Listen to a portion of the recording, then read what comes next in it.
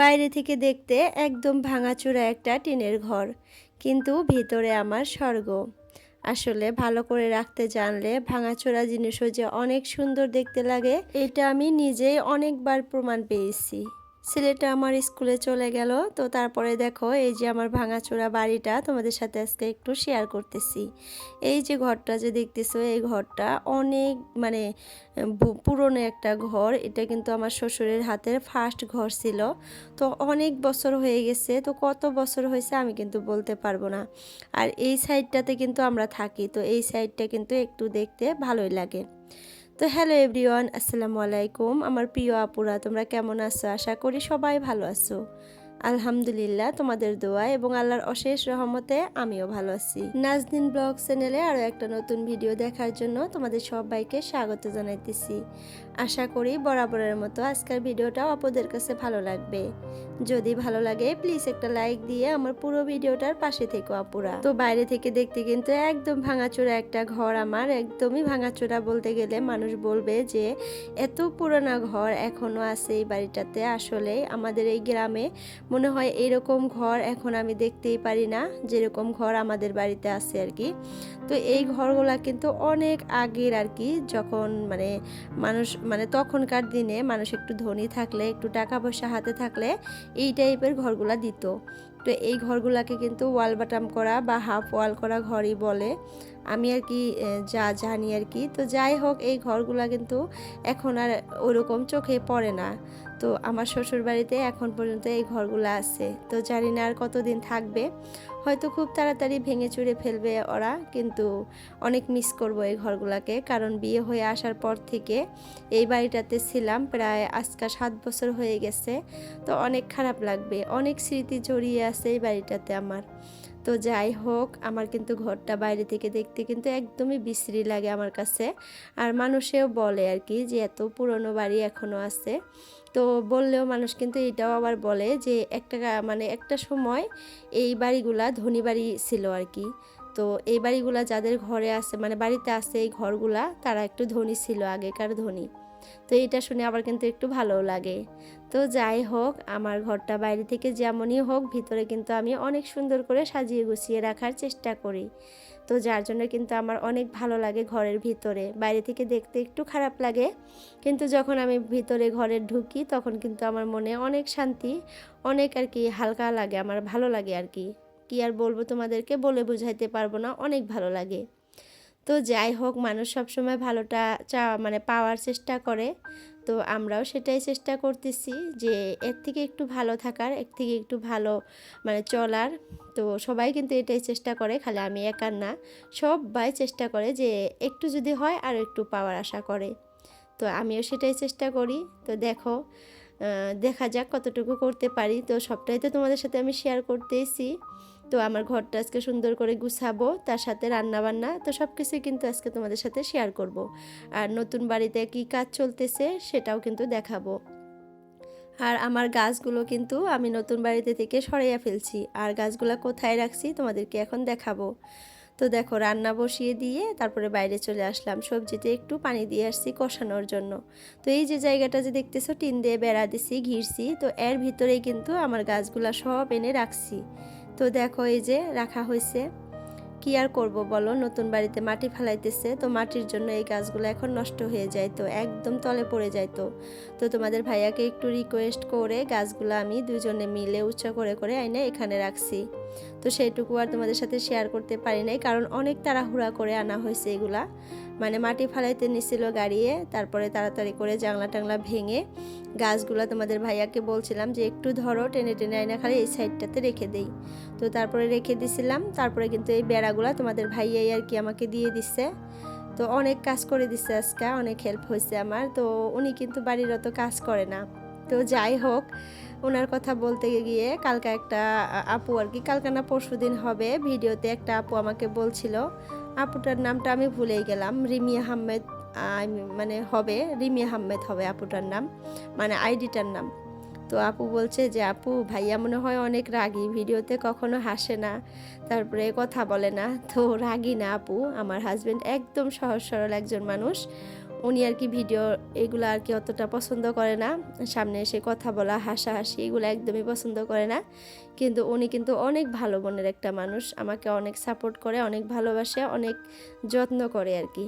তো এইটুকুতে আমি অনেক মানে হ্যাপি, অনেক ভালো লাগে আমার কাছে। আলহামদুলিল্লাহ, আল্লাহর হাজার শুকরিয়া, ওনার মতো একজন মানুষ আমার লাইফে আসছে তার জন্য। তো যাই হোক, তোমরা দোয়া করবা সবাই যাতে এইভাবেই আমরা সারাটা জীবন কাটাইতে পারি।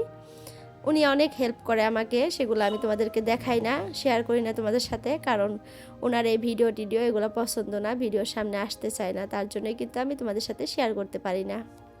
কিন্তু ভিডিওর আড়ালে উনি কিন্তু অনেক ভালো একটা মানুষ, অনেক হাসাখুশি থাকে, অনেক মানে মস্কারিও করে, অনেক মজা করে, তো এরকম। তো যাই হোক, কমেন্টার উদ্দেশ্য করে অনেক কথাই আজকে তোমাদের ভাইয়ার বলে ফেললাম। আসলে আপু এইভাবে কমেন্টটা করছিল, কমেন্টটা দেখে আমি একটু হাসছিলাম।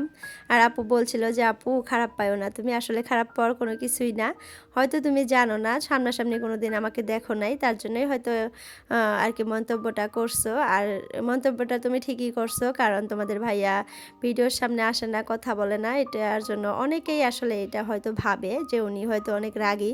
আসলে একদমই রাগ নাই, একদমই মানে নাই, রাগ নাই গেই বলতে গেলে, একদম রাগ নাই। কারণ আমার বিয়ে হয়েছে 7 বছর, এখন পর্যন্ত দেখি নাই আমার সাথে ওরকম করে রাগ করে কথা বলতে। তো যার জন্য আমি ভাবি যে ওনার মনে হয় রাগই নাই, কিন্তু রাগ আছে, যখন উঠে তখন আবার উঠে, এরকম একটা মানুষ। তো এই মানুষগুলার কিন্তু মানে অনেক তাড়াতাড়ি রাগ উঠে না, কিন্তু যখন রাগ উঠে তখন কিন্তু রাগটা থামানো অনেক কষ্ট হয়ে যায়। তো যাই হোক, দেখো কথা বলতে বলতে আমি উঠানটা একদম পরিষ্কার করে ঝাড়ু দিয়ে ফেললাম। আর ঘরের মধ্যে কিন্তু আমি এখন পর্যন্ত কাজকর্ম করতে পারি নাই, কারণ তো মানে ছেলেটাই খালি স্কুলে চলে গেছে ঘুম থেকে উঠে, তোমাদের ভাইয়াও ঘুম থেকে উঠে নাই এখন পর্যন্ত, আর মেয়েও কিন্তু ঘুম থেকে ওঠে নাই। আর এখন বাজে প্রায় 8:30টার মতো, আর বাইরে দেখো কত শীত পড়ছে আর অনেক ঠান্ডা। তো যার জন্য কিন্তু তোমাদের ভাইয়া মেয়েকে নিয়ে ঘুমিয়ে থাকে, 9টার দিকে আর কি ঘুম থেকে উঠে, তো তখনই কিন্তু আমি ঘরটা পরিষ্কার করতে পারি। তো এই যে দেখো, সবজিটা বসিয়ে দিয়ে আমি বাইরে গেছিলাম কাজ করার জন্য, ঘরে এসে দেখি সবজিটা মানে হয়েই গেছে, তারপরে নামিয়ে নিয়ে তোমাদের সাথে শেয়ার করলাম। আজকের সবজিটা অনেক মজা হয়েছিল, অনেক টেস্ট হয়েছিল। তো তোমাদের ভাইয়া বলতে বলতে উঠে পড়ছে, আমি দেখতেছি যে উঠে পড়ছে, মেয়েও ঘুম থেকে উঠে পড়ছে। তো এখন দেখো চা রেডি করবো, দুজনই আর কি চাটা খেয়ে নেব। আর একটা আপু আমাকে বলছিল যে আপু তুমি, রেজিয়া আপু আর কি বলছিল যে আপু এত সুন্দর করে তুমি রুটি সেকো, দেখে আমার অনেক ভালো লাগে, আমি তো একদমই সেকতে পারবো না, পুড়ে যাবে আর কি।